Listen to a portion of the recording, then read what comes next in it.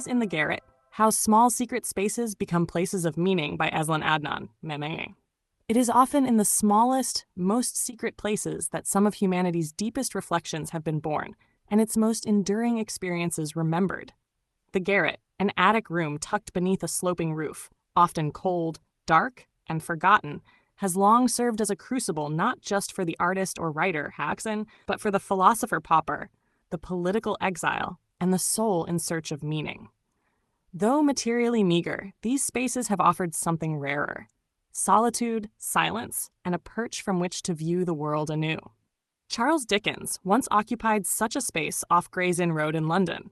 It was there, in the hardship of youth, that he began the observations and indignations that would later become Oliver Twist and a lifetime of social critique.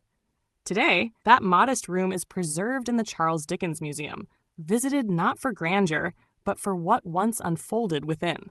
In Amsterdam, Anne Frank's hidden attic annex offered no safety from fear, but it did offer a place for truth. Her diary, written under the threat of death, reveals not only the anguish of a young girl in hiding, but also a powerful and enduring hope. That tiny space, enclosed and constrained, has become vast in its emotional reach. In the Latin Quarter of Paris, George Orwell washed dishes and lived in squalor, experiences he later chronicled in Down and Out in Paris and London. His garret, though bare and broken, gave rise to a voice that still challenges injustice.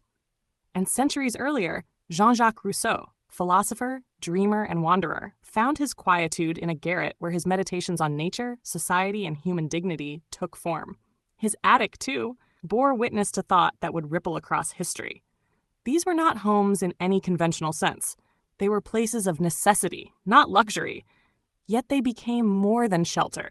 They became places where thought was transfigured into creation and hardship into legacy. As I have written elsewhere, to truly experience living in a place is to experience something worth remembering there. The built environment must enable such experiences to become lasting memories. AZLAN ADNAN, a garret, is not just space under a roof. It is the breath between survival and significance, the cradle of a solitary lamp, a battered desk, and a soul speaking softly to posterity. And once that soul has spoken and the echo reverberates through time, the space itself is transformed.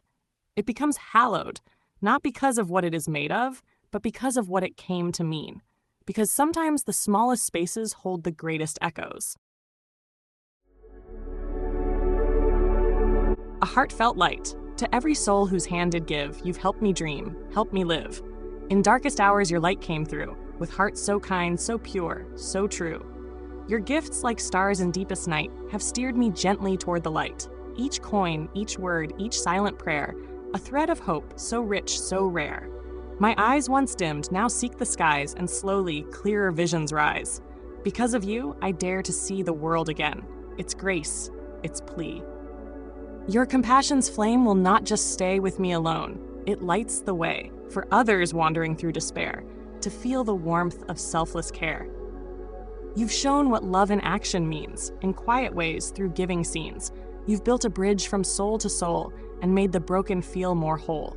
So let this thanks rise like a song, a melody both soft and strong. May your example gently call more hearts to rise to give. To fall into the joy of lifting pain, of planting hope where none remains. Your kindness walks beside me still, a light, a love, a living will.